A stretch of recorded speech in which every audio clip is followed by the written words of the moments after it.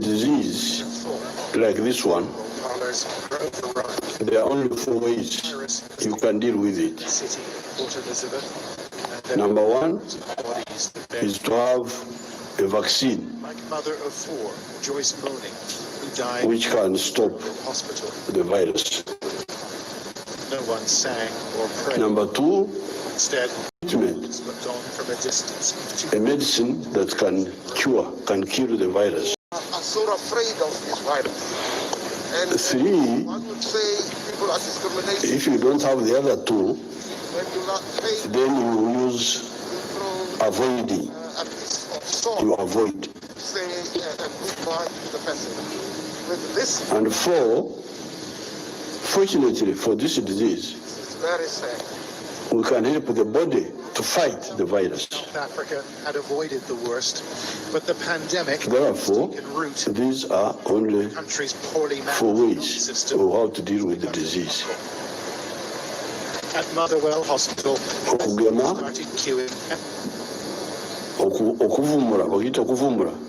To treat. To treat is called what in Uganda? Okujanjaba. Okwewala n'okuyamba omubiri okusobola okwerwanako. There are only 4 ways. Now, when the virus descended on us, we discussed among ourselves. We compared notes with the whole world, and we found that we had only two ways for now. And that was to avoid,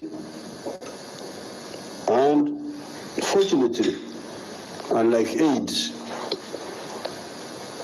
to help the body fight the virus.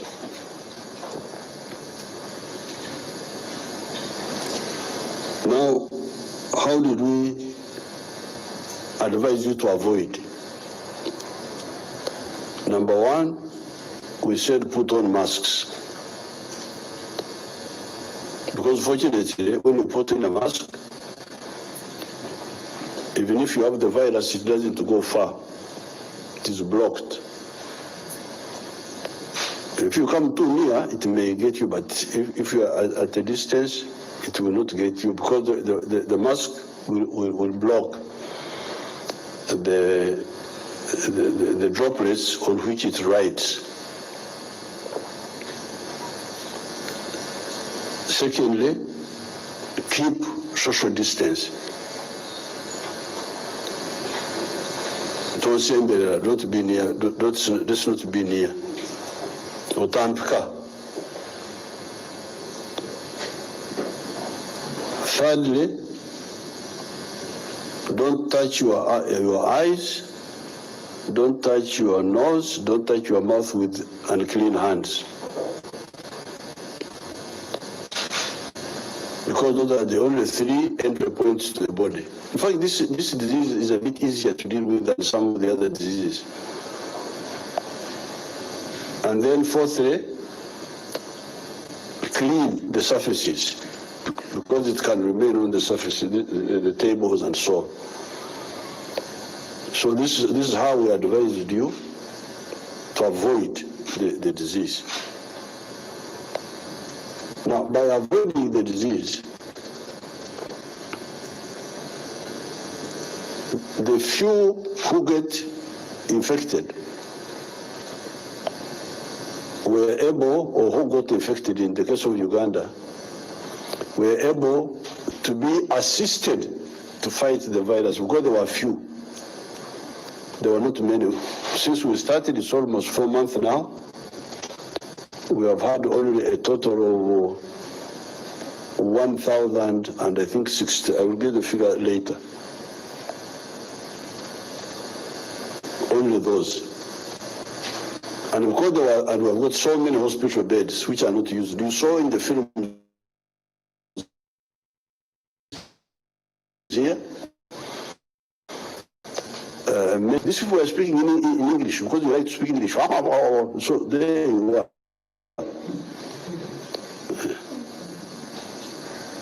If they were speaking in Nyankore, I would be worried that you didn't understand. But they were speaking in your language. So,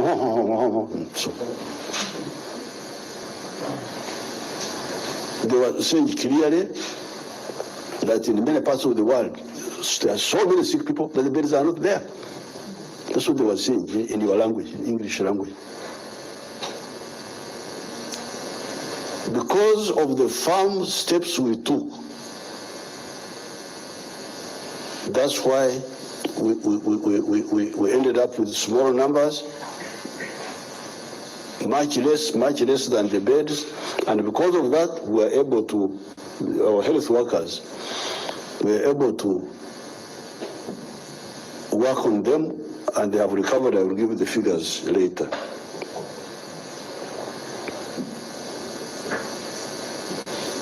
Now, because of that, I want to congratulate you,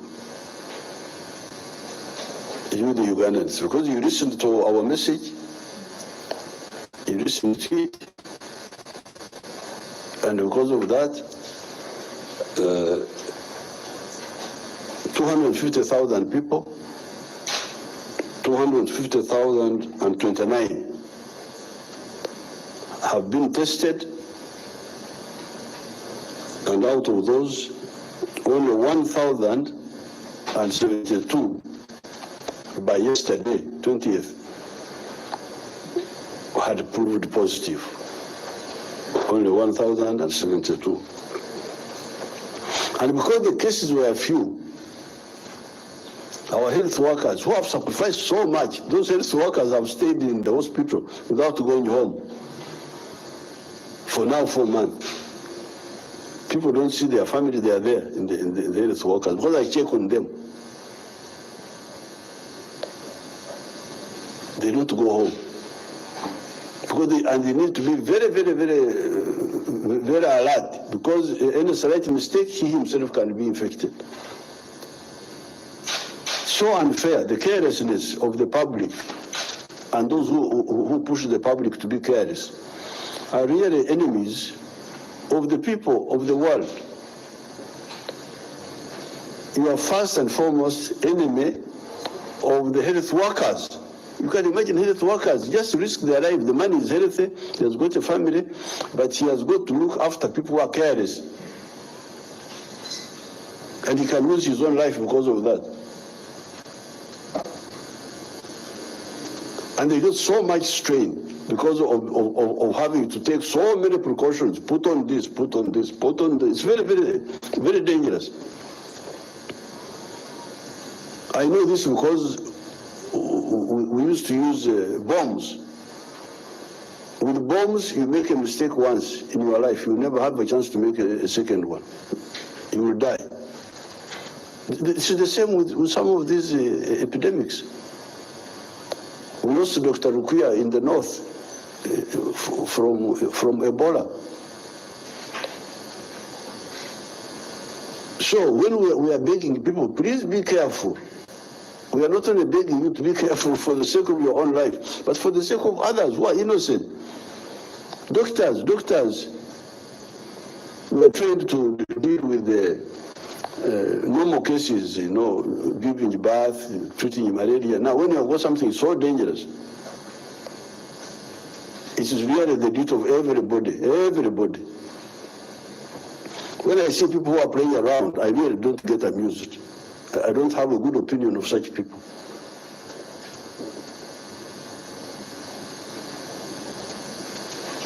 Because you are not only endangering yourself, you are endangering others. So out of this 1,072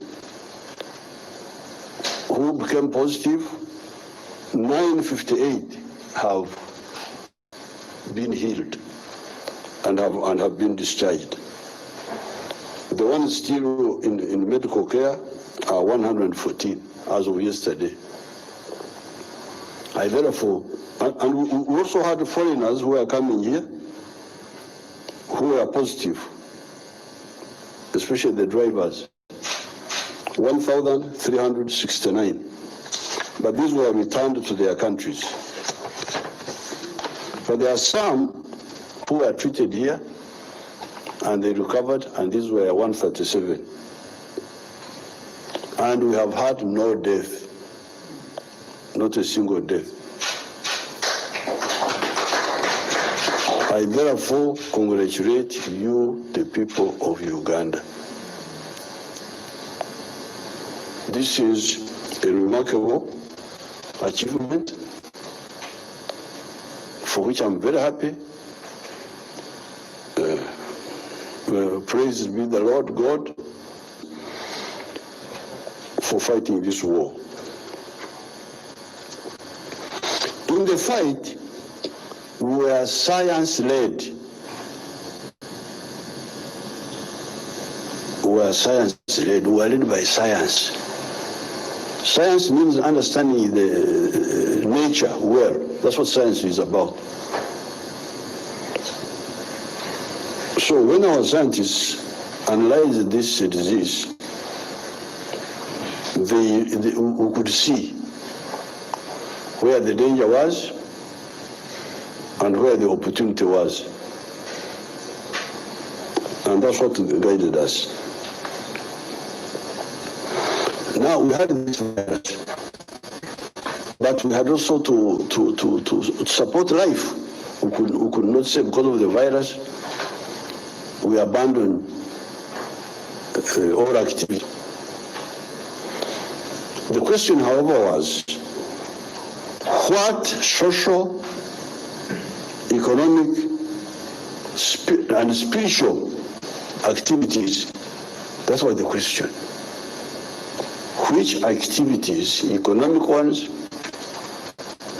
social ones, spiritual ones, can we undertake safely? On the one hand, we need to do activities that we normally do, but which ones of them can we do safely? At the same time, avoid this sickness. Fortunately, since this virus mainly spreads like many viruses do, where there is overcrowding. I told you that before the Europeans came, our ancestors defeated smallpox, or Museveni, by the same methods. The last smallpox epidemic was in 1893, before the Europeans came here. But our people defeated it by some of the measures like we are telling you today. And those ones include avoiding crowding. Because when you crowd, you make the disease spread faster. So therefore, we looked at the activities. Which activities that will not involve crowding? Fortunately, we had agriculture. Agriculture, our type of agriculture especially, is in the homesteads. The homesteads are scattered. Each family is by itself. Whether you are in crops, or in livestock, or in fishing, you are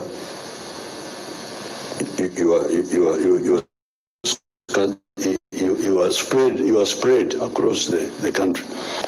So we said agriculture should continue because doesn't have much risk from this disease. But don't come to the towns, you just stay where you are. Then we said even the factories could continue. That time we said provided the workers stay camp near factory.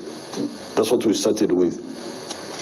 But later on we relaxed that because we knew that the factory people are known. There are 200, you know them. Museveni, Uganda, they are always working here. Even when they go, you know where they stay, As long as they don't go to bars and so on, they go from work to home, you can easily trace them, even if there is even if some of them are infected, you can trace who they are because they are known. You know them here, where they are working. Maybe you know how they are going home. You know the people they have at home. It is easy to follow them up. So we said the factories later on can even factory workers can go home, come and work and go home because they are traceable. The people on the construction sites who are constructing things, we said those could continue. Then on the food markets, the markets, we separated them. We said in this type of crisis, what you need most is food. As long as food is there, other things can come later. So let's make sure there is food. So the food markets should remain open. But other people who are not food sellers, please get out of the markets. Because without separating the food sellers and the non-food sellers, you could not ensure the social distancing, the one we talked about. You could not say to Sembrella, when you have got people who are selling food, the ones who are selling ebikoi, the ones who are selling I don't know what, selling cattle, things that have nothing to do with food. So we said no, the markets should only remain for food. Other people stay out. Then on the social side, then on the services side, we said hospitals must remain open. Of course, security forces and so on, a number of what we call essential services should remain open. Then on the social side, we said the marriages should continue, but should continue scientifically. Scientifically means you just bring people who are necessary in the marriage. Recently, I married off one of my children, and I chased off all the irrelevant people because we were conducting a legal operation, and the leader of the legal operation was Archbishop Kazimba with the two priests. Those were three. On my side, we were 9, including Mama and 7 others. On the other side, there were 7. The whole of ceremony went on legally and spiritually, and the only thing we missed was the crowd, which normally comes on our usual weddings. That's the only thing we missed. But spiritually and legally, everything was perfect. That daughter of mine is now legally and spiritually married, and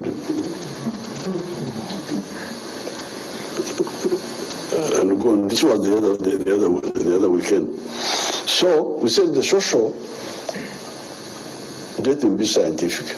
Scientific means just bring the necessary people. The barriers the same. That's what we said.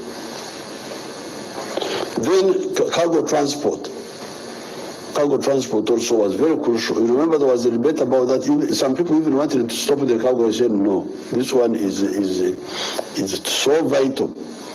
There's no way you can stop cargo. So that's what we did that time. We said these ones, the rest, halt, suspend, but these must continue. Now later on, after careful study, we added passenger vehicles. After some weeks, we added passenger vehicles, provided they observed what we called SOPs, standard operational procedures. Don't have full load, don't do this, don't do that. And public transport resumed. Then we also resumed restaurants and hotels were allowed to operate, provided they observed the SOPs.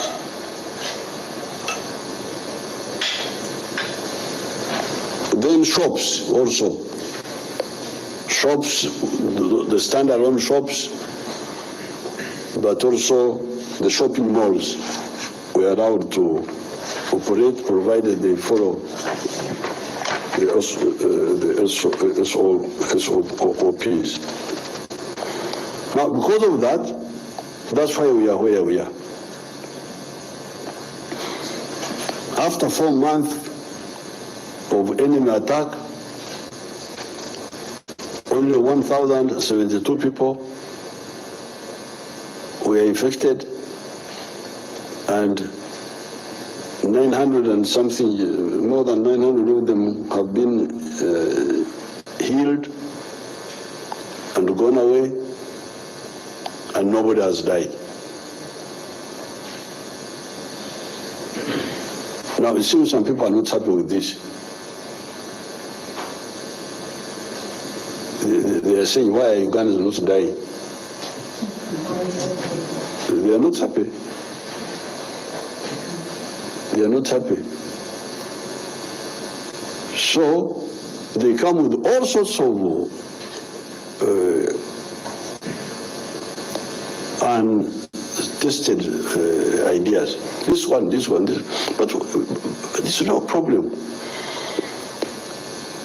Any activity can take place provided it can be done safely. That's the issue. It's not anything else. It's not that we have got fitna against anybody or we are careless. No. Only that we don't want you to kill our people because you are looking for money. Money. At the beginning, we said, please, all these things are important. Money is important, business is important, but life is number one. Anything that threatens life, we are not going to accept. We are not going to accept. So that's why everything we do, I involve the scientists, our scientists. Fortunately, you are lucky, you have got very good scientists. This education, which we started was actually started by the British. But when we came, we ballooned it. It became so big, so many universities. We've got very good people, very good scientists. And that's why I would like you to agree to my idea of paying them well. Instead of paying storytellers, you should pay these scientists well. But people don't always accept my ideas. I'm always fighting as if I'm fighting to weed my garden or what. Always begging this one, begging that one, begging that one. But scientists should be paid. Well, these scientists can do a lot for this country. Now, after these people, whenever anything comes, you study it because they are there. But I'm beginning to hear some people attacking scientists. You can go to hell if you attack our scientists. I will tell you to go to hell because you are an enemy of our country. And we're not going to, we have fought many wars, we shall fight also with you.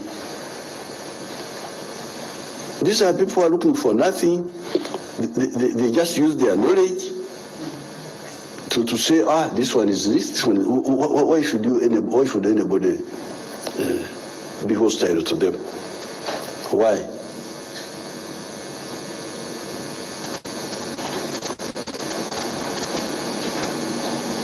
In one of the other centuries, 15 something, there was a pope, His Holiness the Pope. I don't remember his name. You can go and look for it on the internet. There was a scientist called Galileo. In the past, people used to think that the earth was flat. They didn't know. They thought it was like a table. But this scientist, I don't know how he studied it, Galileo. He said, no, the earth is not round, it is not flat, it is round. And I think he even pointed out that it's the sun, the earth which is going around around the sun. But this Pope, I think, even hanged Galileo. Oh, imagine. The man who was right was hanged by an ignorant Pope. So, humility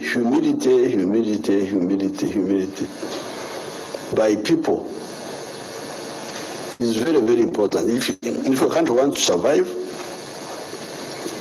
listen to the people who know. And these scientists happen to know some of these things of science. So therefore, after we had resolved the other issues, the ones I've mentioned, I said, now you study the others. There's been the issue of the arcades. And of course, people also should, when you have got Bapakasi, if you have got porters,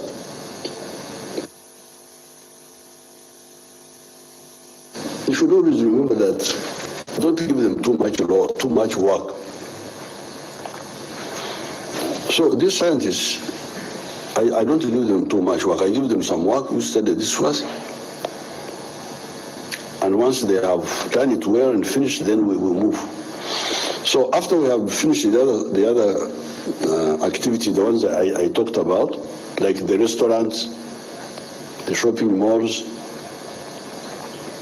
then I said, you study these others. They have now come with their conclusions. They studied the arcades. Now, these arcades, they found had a lot of problems. First of all, they are enclosed. Secondly, they have got corridors between, I don't know, between what and what. Between, I think, different subunits. Those corridors are called Vikubo. Now you had people sitting in the Vikubo.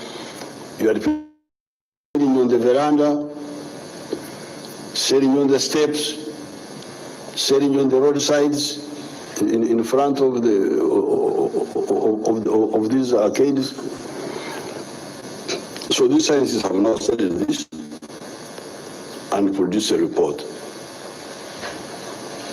And we have now decided, on the advice of the scientists, that we can open these arcades. Some of the arcades, not all, provided they have the following. Number one, temperature guns. These are things which measure people's whether you have got a fever. Social distancing, must be observed. Hand washing. No traders, no people in the corridors, in the Vikubo. No people there. The corridor is a corridor, it's not a shop, it's not. No traders on the verandas. No no trailers on the steps or the roadsides. They must also keep records.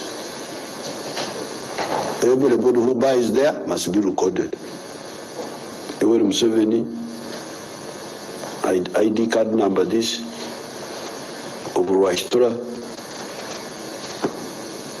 or Nakasero, whichever you address you want. Book.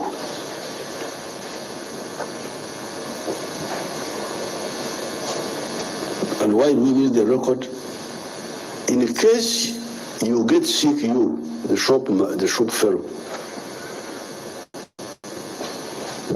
shop seller, we need to know which people you have interacted with so that we can follow them up. That's why we need a record.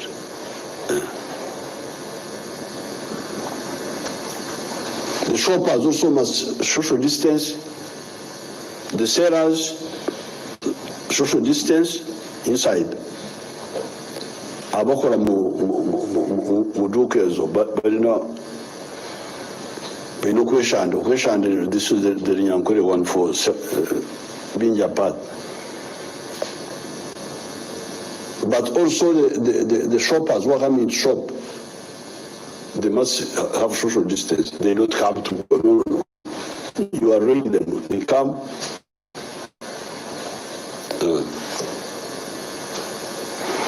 No air conditioning. No air conditioning. Because air conditioning is what causes problems in Europe and the US, that they are advanced. That advancement that does not respect nature is part of the problem. I never use air conditioning. I think the air conditioning in your government house in Entebbe, I switched it off long ago.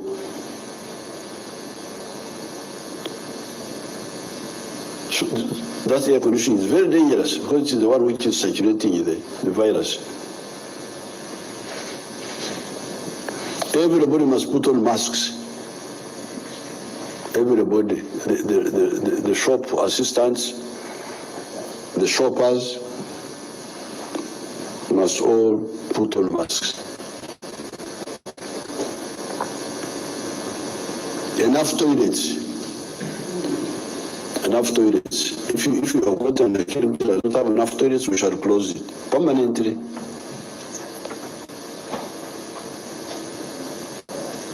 Because there's no reason why you should create a disease-causing unit in the town here. If you are looking for money, then look for money safely. And I don't know whether they resolve even the issue of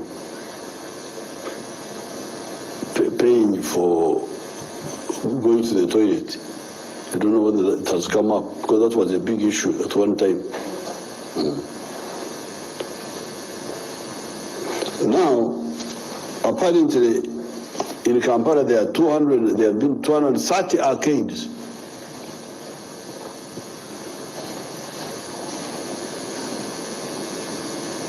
Well, these arcades, to what they sell. What do these arcades sell? Whose products do they sell? I was told at one time they were selling Chinese products. That's their job. Their job was to make us a market of China. Those arcades. And Kasita Group, this sector. Their job, their historical mission is to make sure that Uganda is a market of China, is a market of India, is a market of Dubai. I've been advising, I even called them to Entebbe. I said, please, you people, it's really amazing because Chinese, when you go to, I was somewhere in the industrial area recently, Namahanvi. The other time I was in Kapeka. The Chinese in Kapeka told me, we started importing ceramic tiles here. And we saw there was a big market, so we decided to make the factory of ceramic markets here. The Chinese, when he imports 1 year, 2 years, and he sees there is a good market, he builds a factory here.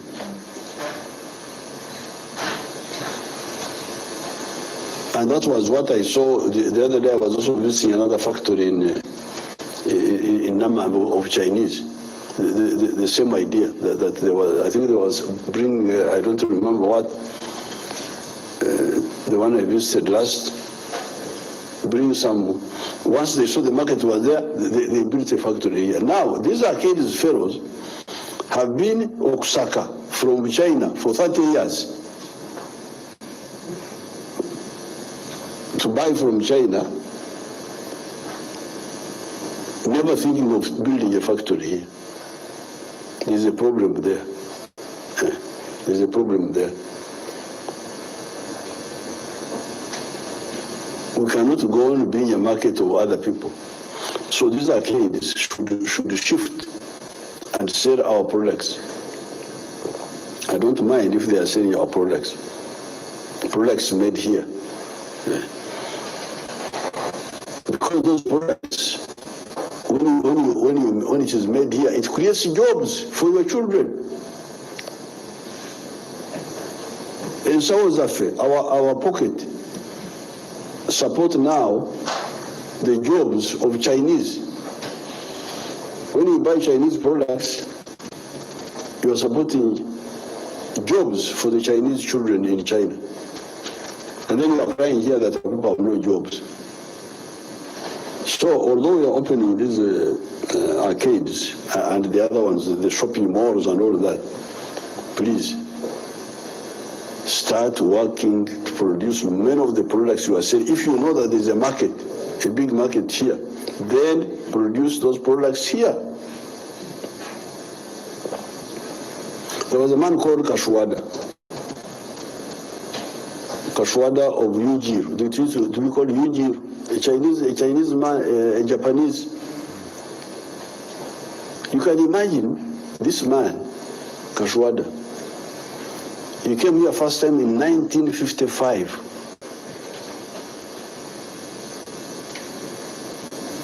He told me the story. He's now old. He has gone back to Japan, I think. I don't know. He came here in 1955. How did you come? 1955. He said, I was a young salesman. I was taking shots to Bangkok, Thailand. He would go from Japan with the shots, Bangkok. And there he met Africans who were buying those shots in big numbers and taking them away. Then imagine a Japanese. He got curious, but these Africans who buy so many shots, where do they come from? They come from, he found they were from Uganda. Let me go to Uganda. He came to Uganda here. And then he went up to Masaka. He found all the shots he was selling in Bangkok were now being sold here in Uganda. That's how, after independence, he came and set up a factory, the Ujir factory. Because he had seen there is a big market, and because of that, his answer was to set up a factory. But our people, the answer is Osaka indefinitely. This is not acceptable. Taking blood out of us to give to other people. So anyway, those arcades, apparently in Kampala there are 230.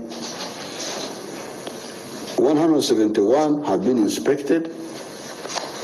Only 110 are compliant. And those are the ones that will be allowed to open. The others must fulfill the requirements. Then we come to the saloons. grandchildren's garages for hair. Mine is all right. It doesn't need. Mine is handled by Mama. Mama just.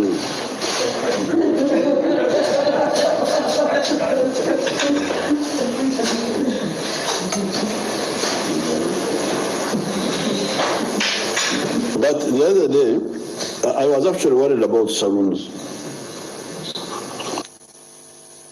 How do you manage to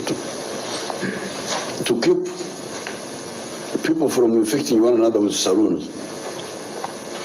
But the other day I spoke to one of the saloon people, Mrs. Masoro. Apparently she's a wife of one of our people. And she educated me. She said, don't worry, we shall be like doctors in the hospital. And your doctors treating corona people? I said, yes. How are they doing it? They dress up. They put on gloves. They put on masks. I said, but the masks are not foolproof. The breath can get out of many of these masks. So he said, no, we shall add what they call face shield. Oh, so it will be like, she told me, it will be like a dentist. Dentists are attending to people's teeth safely. I said, okay, if you can protect yourself and protect the client, that's wonderful. Then my next question to her was, but how about the clients? Because you are protected yourself against the client, and the client is protected because the client is also putting on a face mask. The client is putting on a face mask. You are putting on a face mask and a shield. But then between the client and the client, the social distancing. So I was happy to see that there could be an answer to that. So therefore, we are also going to open the saloons, provided they ensure masks for everybody and face shields for the operators, the surgeons. Bari abasawo bakora ku mviri. Because it is also science, I don't know what they do with the hair to take it from African to Indian. It's quite a science. It's quite a science. So they will put on face shields. They will then there will be temperature guns to check the temperature of everybody who comes in. Social distancing for the operators. So those specialists in hair science, they will have to have, if you have got a number of them, they have distance between themselves. And then the clients also have distance between themselves.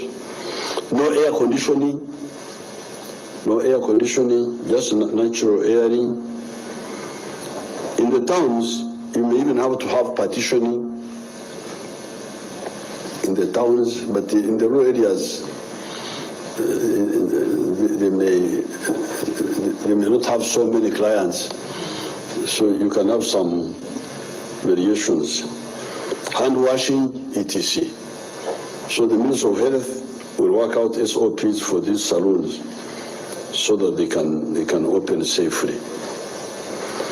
Now, border borders, I was really worried about border borders. And even today I was meeting some of my border borders. I was not sure that we could find a solution. Because the border, these are two people. Some people even put 3. How will you ensure that the other one doesn't affect the other one?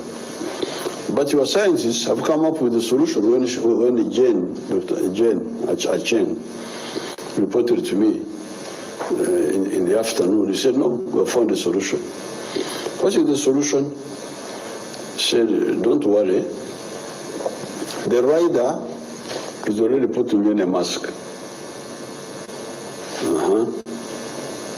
But a mask, the warrior can go through, and because I normally see this warrior when I put it on, when I have my spectacles, I see mist forming my spectacles. My spectacles don't see properly. But now, apparently, what we had not, the border fellow will put on a helmet, and the helmet is really covering the face, and enclosing the mask inside. Oh, it's okay. And then this other one behind is having a mask. So they said it was all right. That's what you told me. So, since it is they now think, no, but you must also have a records book. The border must record everybody he transports.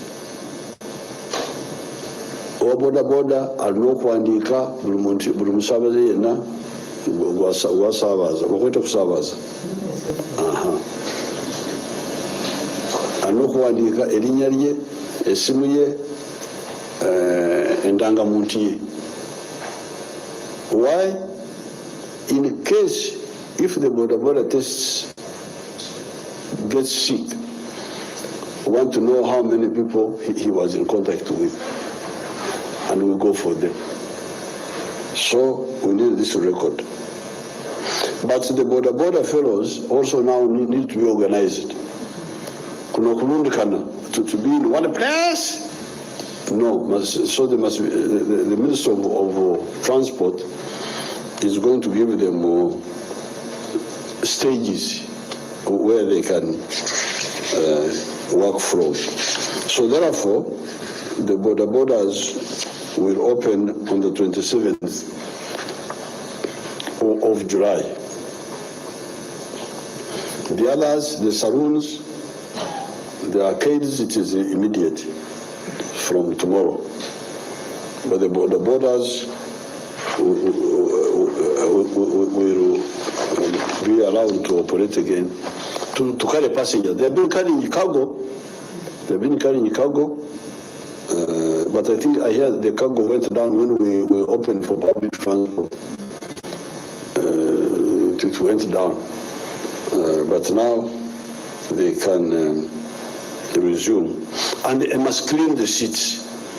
When the passenger goes, you sanitize the seat with a sanitizer. And also they should have temperature guns. I don't know whether they can afford or they can be at the stage or what. I don't know how they. You will see how to help them with that. But I don't think individually they were learning.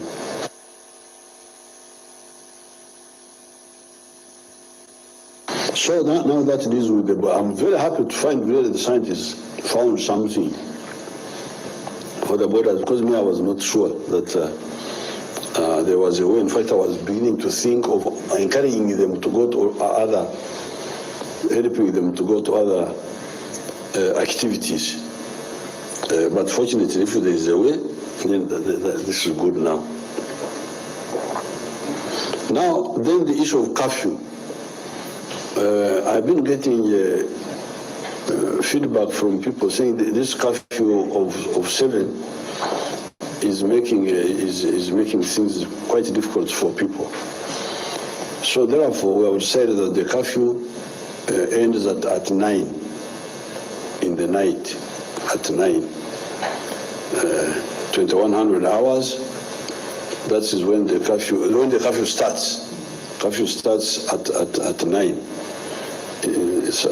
Starts za usiku and ends at 5:30. From 9 in the night to 5:30. But the borders must stop at 6. The borders, because the borders were being used for crime. Those ones I will not allow them to operate in the night because they were being used for crime. And until they clean themselves of all criminals, they should stop at 6. They were stopping at 5 now. They can now go up to 6 and stop. Now, so that leaves us with the churches, because the churches also have been,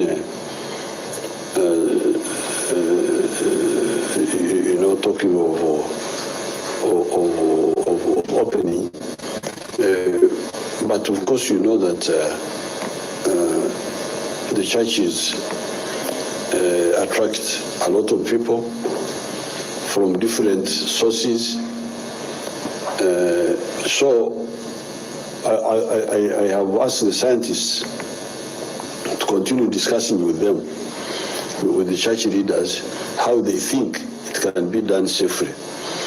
Let's look for how it could be done safely. But for now, I think let's maintain what we have been doing, the status quo, and they discuss with the scientists, and we see how close. Some people have been talking of some few people per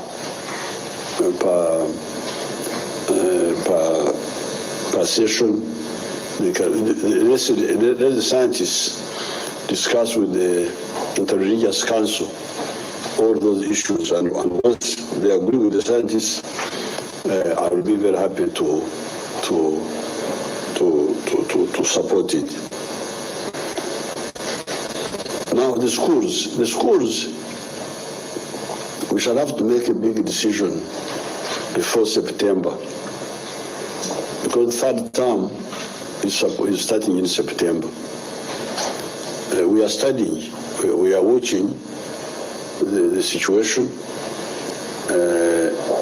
because the numbers of the schools are so big and crowded in our school systems.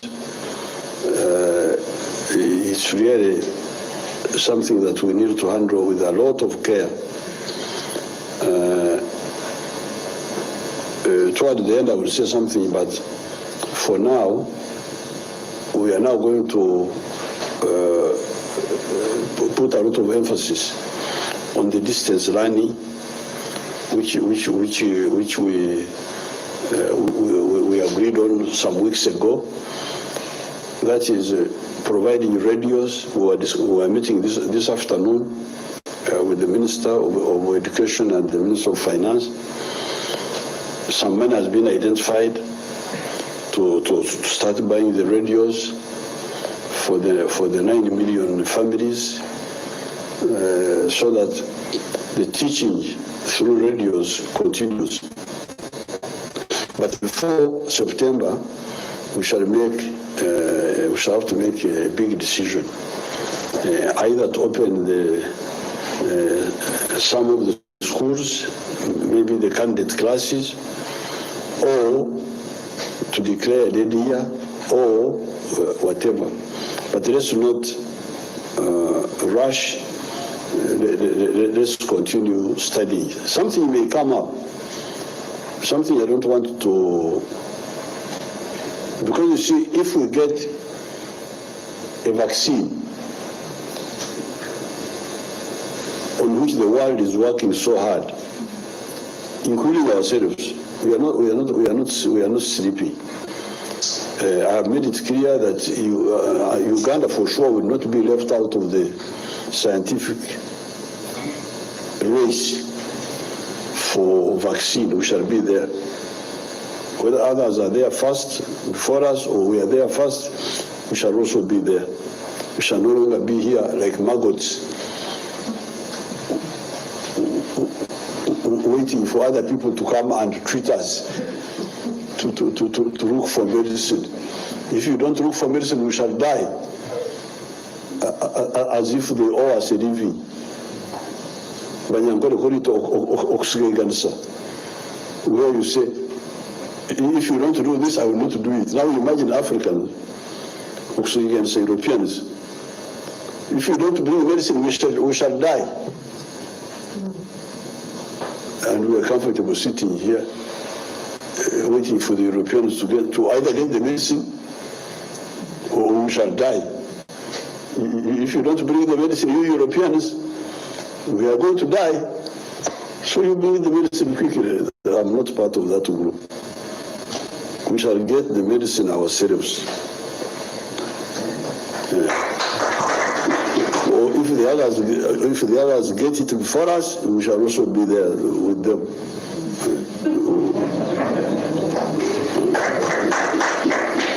So our teams are working, not both. They are working on the vaccines, on the diagnostics, and on the treatment, on the medicine.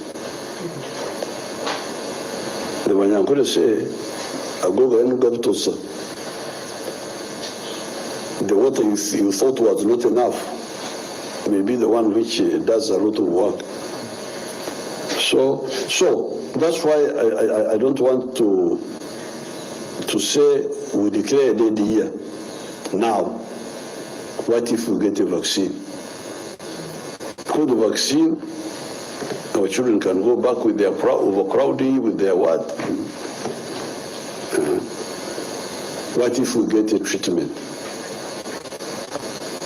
Or what if the present treatments are refined? Because these treatments which we are using to support the body, to defeat the virus, although what they are using, it doesn't kill the virus, but it supports the body to fight the virus better.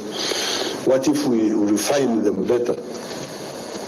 Then we shall have no worry. We shall say, go back. If you get sick, we shall treat you. So that's why I don't want. Let's give ourselves this month and concentrate on the alternative learning, on the long distance learning.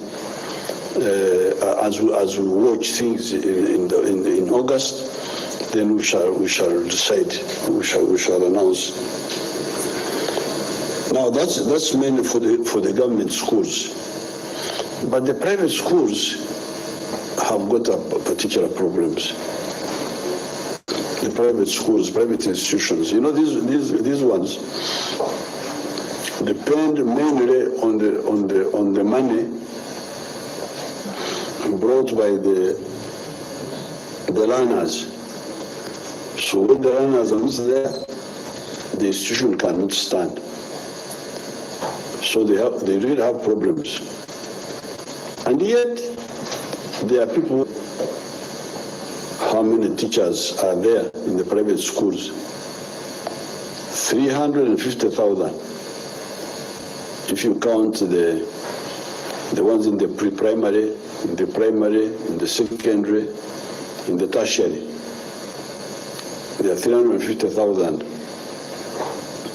young Ugandans employed as teachers by those private schools.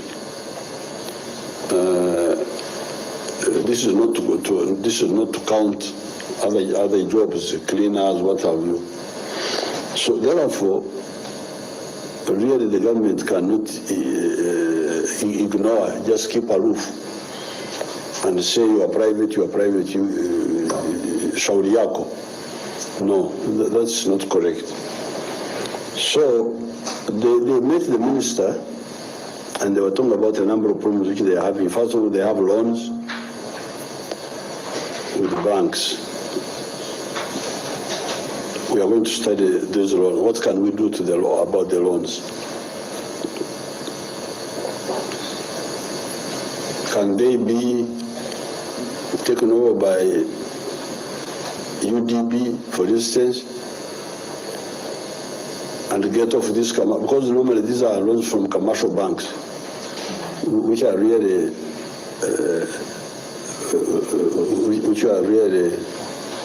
exploiters of borrowers. We shall study that. We're going to study it. NSSF, the contribution, they're supposed to contribute to NSSF, but this one can really be suspended. You cannot say they contribute when they were not earning. I think for this month, when they were not earning, they should not contribute to NSSF. We have already started discussing with the Minister of Finance. Salaries, these young Ugandans are not getting paid now. But when I looked at the numbers, they are so big, it's not a small amount of money. So what can be done? We're also going to discuss that. Because if they are 350,000, even if you are to say, even 1 month, I tried to use my calculator to calculate. Even if you are paying 500,000 per person, that's 175 billion for 1 month. To pay them, to pay that additional group. 1 month of 500,000 per person is 175 billion. If you are to say, we support the private people for 6 months, the money will be almost 7 trillion, like 1/3 of the budget of Uganda. But what can be done? How do we help the private, these young Ugandans? Does the government pay them a quota? Does it pay them, or does it help what? We are going to sit down and think and see how we can help them. Some of the private of these education institutions are in rented buildings. But what can we do about rent? I think there we can only encourage the landlords to be reasonable. But I wouldn't like to really to go into that to say we pay for you or what. I think that would be too much. But what we can look at is UDB to start funding some of especially the infrastructure, the structures. If a college is building a building, UDB can lend them money, because this is something definite which can. And the microfinance, I will direct microfinance center to give SACCOs, to give loans, so they can access that money and build themselves. Even me, I'll contribute 2 billion shillings to the SACCO of the private schools teachers. I'm trying to look for things which one can do without collapsing yourself, because I don't want to be like the woman who tried to be praised by her husband, and then the woman said, "My dear husband, you come and I carry you on your back, an old person. You come and I carry you on my back because I love you so much. You come and carry you on my back, an old person." So the man came and tried to go on the back of the woman. But because the man was an old person with long legs, the long legs upset the grinding stone, and all the millet poured on the floor. So I don't want to really do what is impossible, what I cannot do.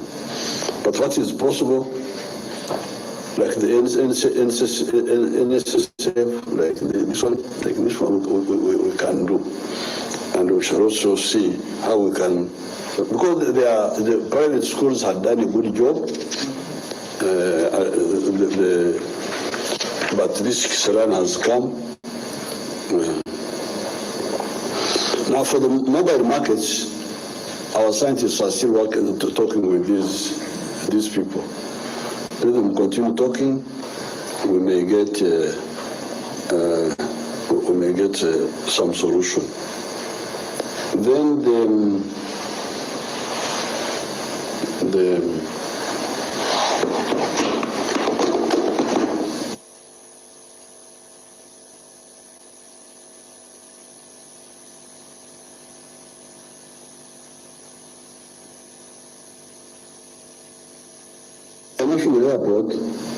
international airport will remain closed until the situation abroad settles down. Because there's so much chaos in some of the foreign countries. I don't want to expose. I know we are losing a lot of money because of tourism, but the Banyankole say amagara gakira amagana. Life is better than wealth. Health is better than wealth. So the airport will remain closed, and so are the borders. Borders will remain closed also. So I would like really to encourage Ugandans.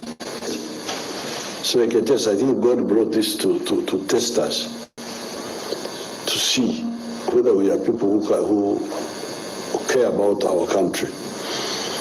If you say that because you are looking for money, you don't care whether people die or not, I cannot agree with you. Fortunately, I am also an economic actor. I'm not an idle person. I am a cattle keeper. And we cattle keepers repeatedly, not once, not twice, suffer a lot of losses because of calamities. Like, for instance, a disease called foot and mouth. This foot is called Karusu in Uganda. This foot and mouth, when it comes, they put us under quarantine. Like we were under quarantine for 3 years because some cows came from Tanzania and we were put under quarantine. And we couldn't sell milk, we couldn't sell beef, but we had to accept because you see the logic is if you don't quarantine, these cows will go and infect other cows. Not human beings, but cows.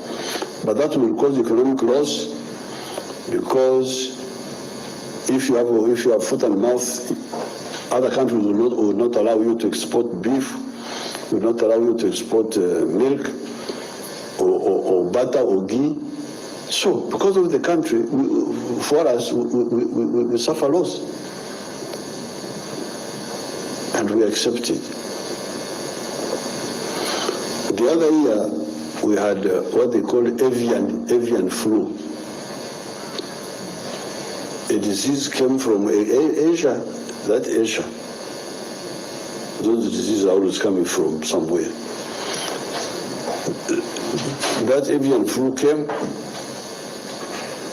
It actually did not kill many chickens, but some birds which were flying through Uganda died near Nabugabo. Oh, Uganda was closed. We could not sell poultry to Kenya, eggs, what they closed us off.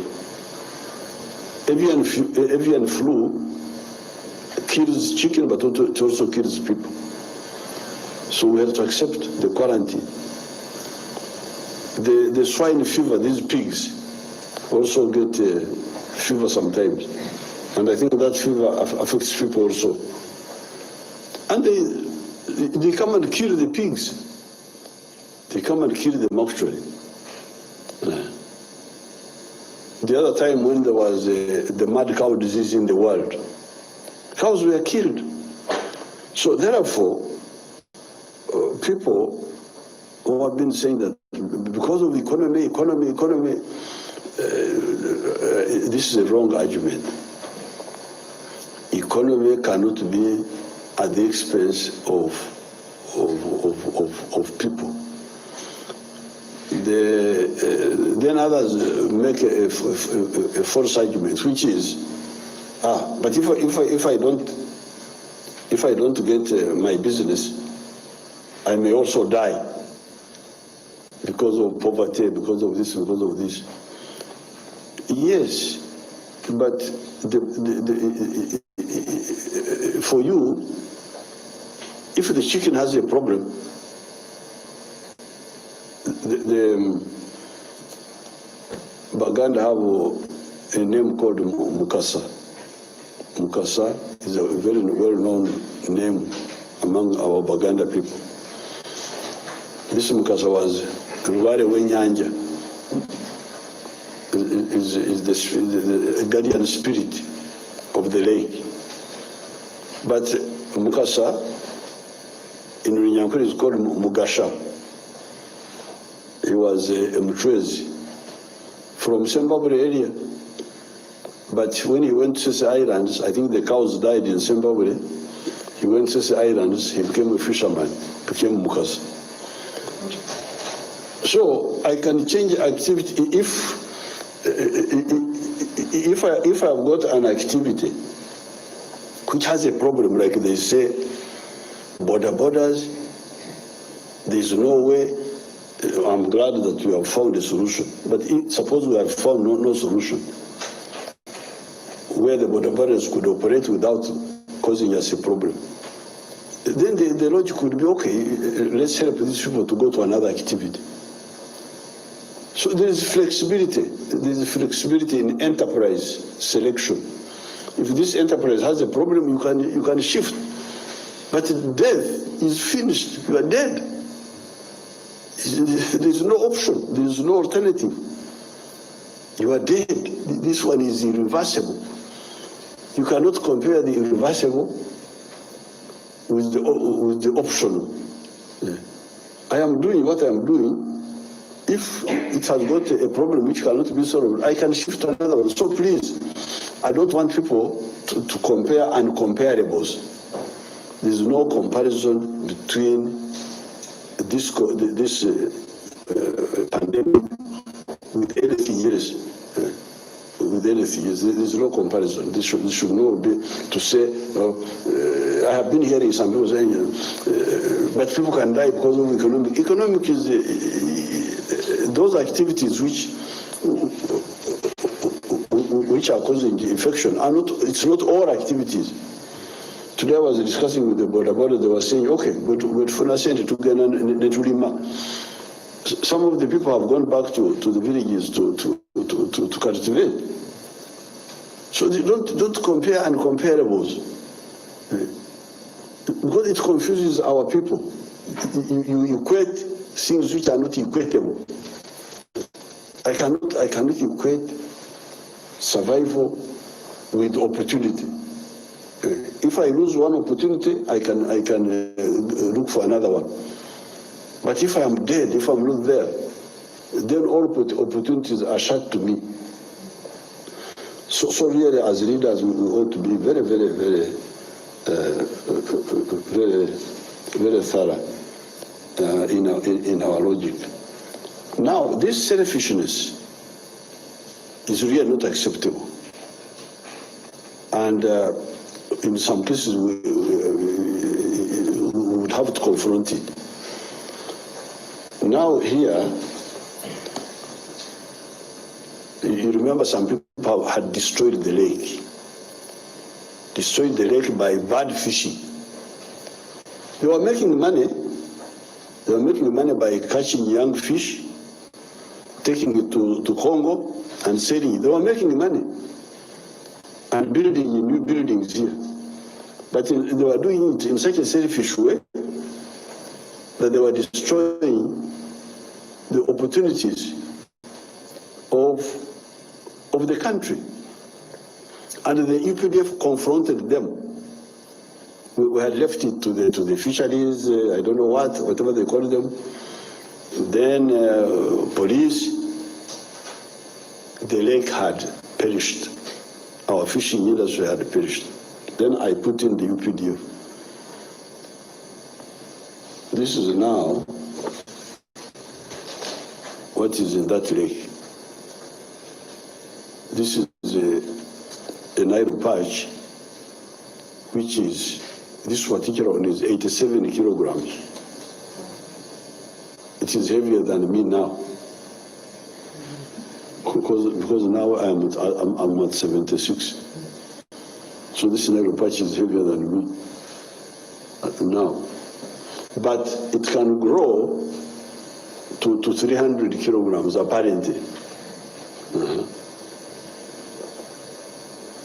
And I have got a study which says that Uganda can get a minimum of $156 billion a year from this Nile patch. Apparently, what they are taking now is the meat. The meat of the Nile patch is not the most important. It's in the bladder. The bladder, what they call enuni. The bladder that has got special quality. The bladder of which helps it float in the water. The bladder. It is so expensive. A kilo is 10 million shillings. And one mature importer can give you 3 kilos. So that bladder of this importer can get you 30 million shillings equivalent, which is like, how many dollars? Like, is it 30,000 or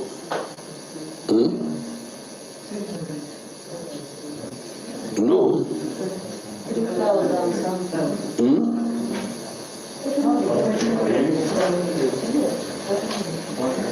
about $9,000. Oh, $9,000. One bladder of this one here. So therefore, I was looking at the figures. Saudi Arabia, from oil, gets $110 billion a year. For us, from the enuni of the Nile patch, we can get $156 billion. More money than all the money Saudi Arabia gets from oil. So therefore, I don't want to hear selfish people. These are enemies of our future.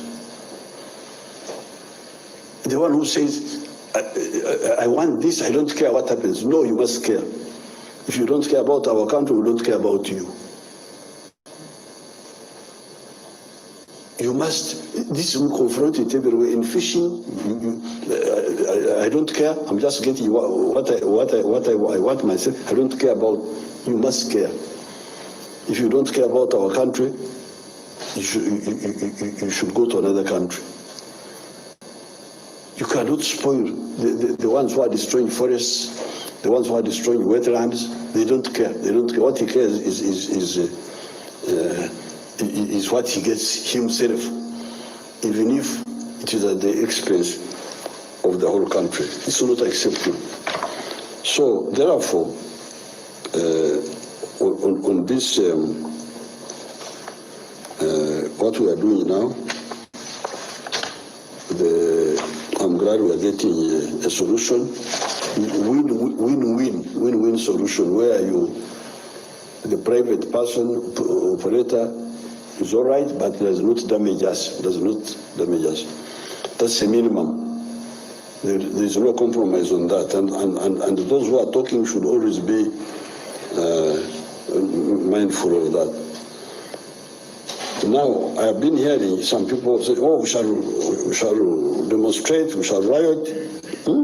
If you riot, we are also here, waiting for you. We shall deal with you. I've been hearing all sorts of opportunities. With foreigners, they're always with foreigners. You can go with your foreigners, we are here. We have been here since the time of the Batembuzi, since the time of the Batwezi, the time of these new kings who came recently, these ones who are here, the Kawakas and all, who are here. And you can plan whatever you plan, we shall crush you. Now, on the side of the economy, I forgot my my newspaper yesterday, the Kabushenga's paper. Finally, Kabushenga was writing good things about his country. He was pointing out that the exports of Uganda in May went up. Exports of gold, of coffee and so on went up in May. He did not give the figures of June, but I think they are coming. Then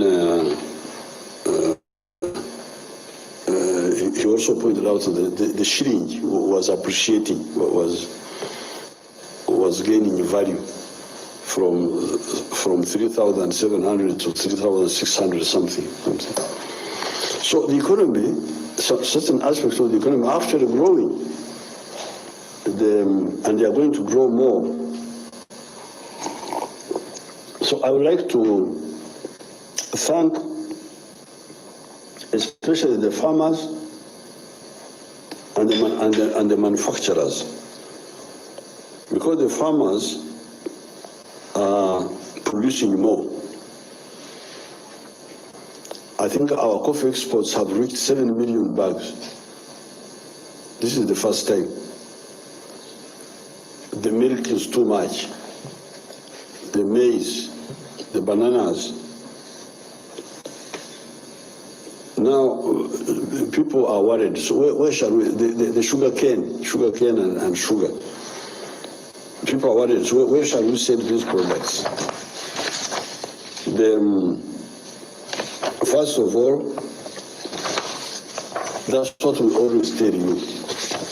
But in terms of politics, work for the politics of East Africa, for the integration of East Africa. Well, if East Africa integrates, and Central Africa, Congo, other parts of Africa, if we integrate, we solve the problem of uniting our markets. That's where our future lies. So those who come and talk about tribes, about religion, those are just your enemies. You have now seen it for yourself. Who is to buy your bananas? Who is to buy your milk? Who is to buy your sugar cane? Who is to buy your maize? Everything we produce needs bigger. But in the meantime, like for instance for the milk, there are markets other than the Uganda market, the East African market,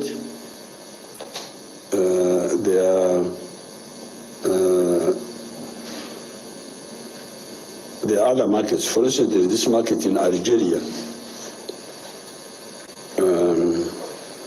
where they consume 3.8 billion liters of milk per year.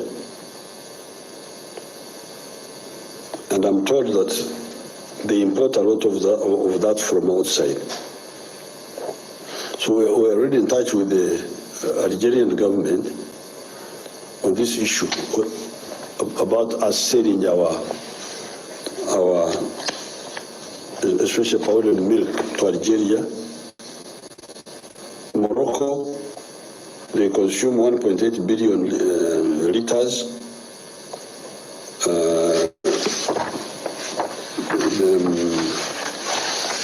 Nigeria, 1.3 billion this is 1.3 billion, they say pounds. That's much. So there are these markets which we are working on. The people of sugar, let them know Anyango.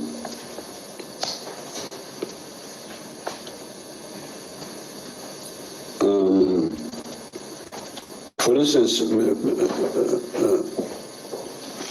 maize.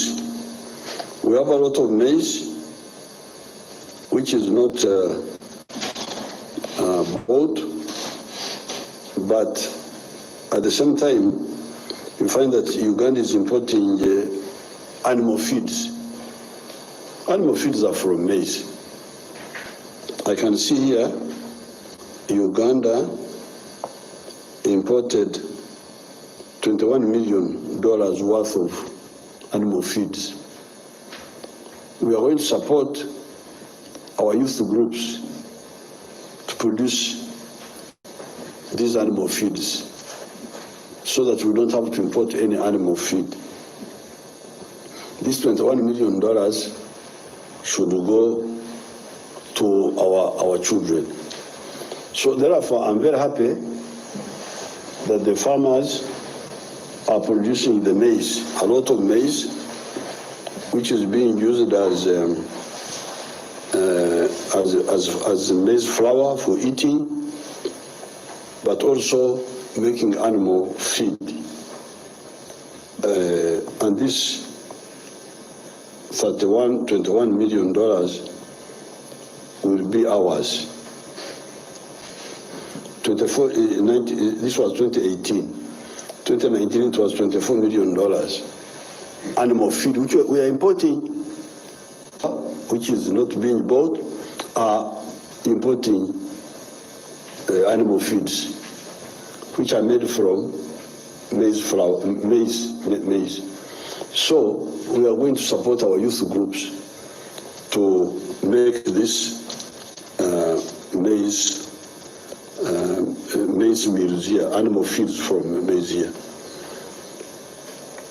The market of animal feeds in Africa is 923 million.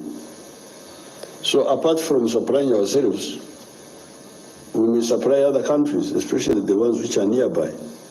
The ones like Zambia, you never know.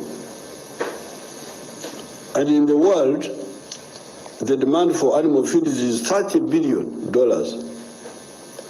So this is a big business. Of course, I don't know the transport costs and so on. But here, the producers of maize, don't be discouraged. We are going to find a bigger market. If not just for eating as flour, but for also making animal feeds and other products.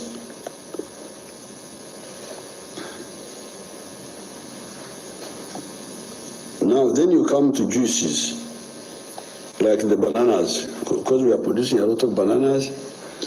The price has gone down, but you find that Uganda is still importing juices. For instance, we are putting juices worth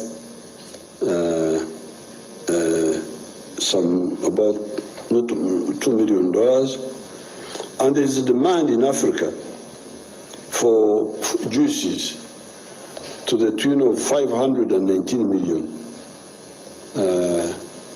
It was $564 million in 2019. The world demand for juices is $17 billion.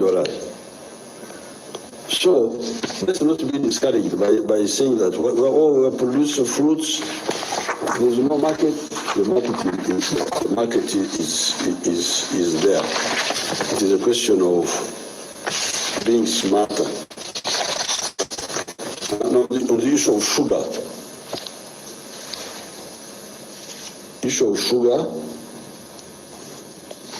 the sugar which we say is now in surplus is sugar for tea.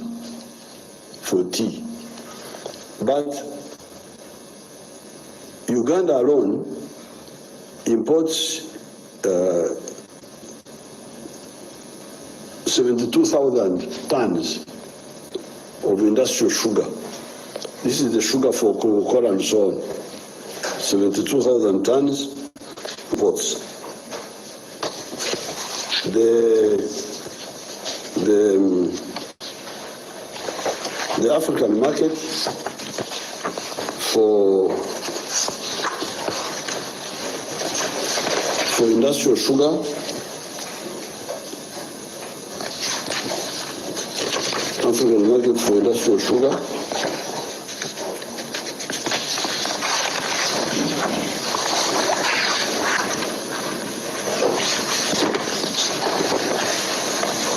it is a bit mixed up.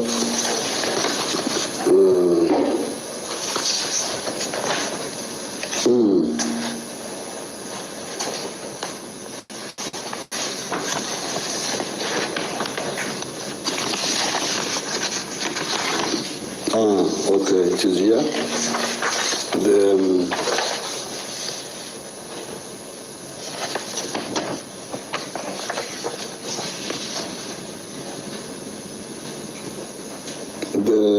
I think the total demand of industrial sugar in the world is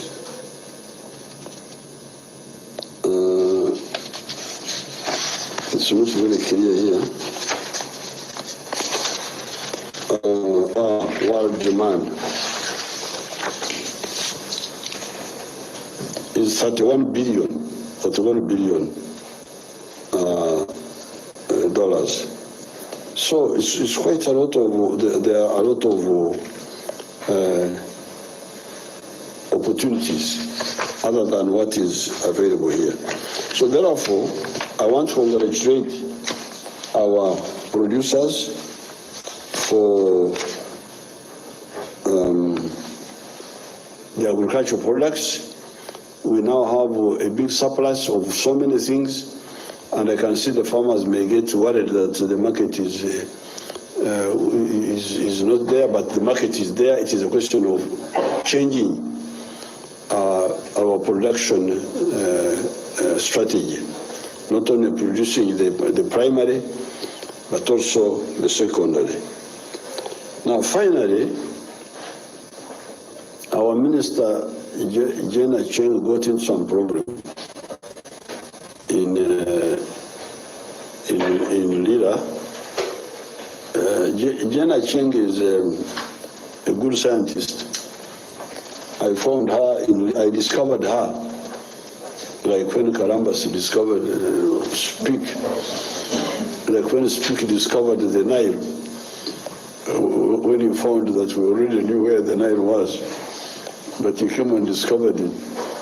So one time I had gone to Lira, in the days when we were fighting the terrorists, and I went to the hospital. I found there a young lady working very dedicatedly. So I noted her, and then later on I brought her because I could see that she was very committed.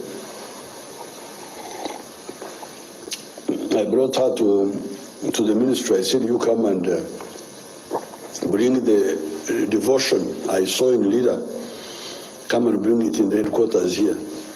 As the Director General of Medical Services. And she worked there until when I made her a minister. Now, when I made her a minister, and this corona came, she, together with her team, they did a good job. So the language, now, before that, she had told me that should she go and stand in Lira? I said, no, don't stand, because you don't need to stand. Your constituency is in Nakasero. Don't have to bother with those languages. You do your work. Your constituency is here. That's when we were in Togo. Togo, which month was it? January? So I thought I had convinced her to leave those languages alone and concentrate on the medical work of the ministry. But when the corona came, together with her team, they did a good work. So the languages were so happy. So now we have got a very good one. You must come. They wrote to me. I have their letters here. Very big language people. This guy must come. Banchariao. When I was still there, I found that the language have taken the lady to make her an MP. Now, then, unfortunately, because you need to be used to this political, because she's used to the laboratory with the white coat and things like that, where the doctors are respected. But when she went to distribute masks. I don't know whether it was masks or something else hidden behind.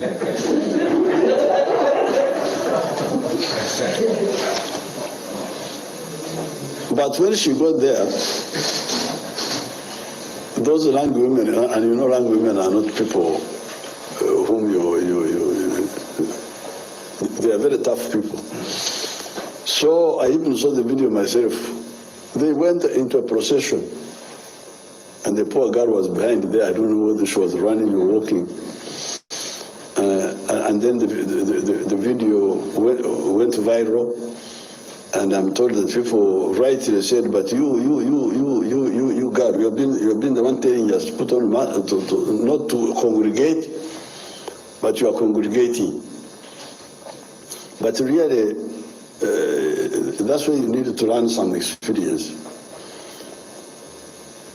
The other day, I stopped at the water near Kituru, where the water is coming near the road on the way to Entebbe.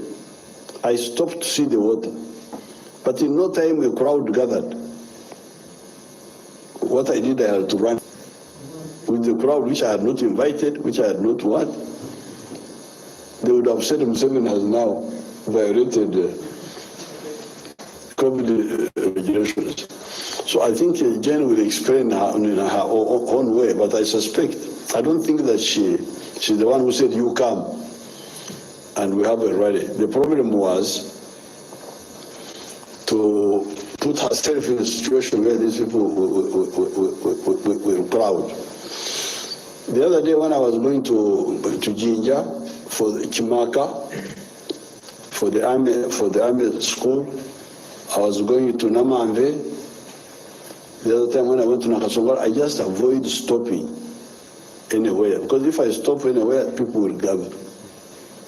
So that's what you, the leaders, you need to know, all of you. If you really want you care about your people, don't stop. Don't stop. Or if you are going to meet people, meet them in very controlled situations.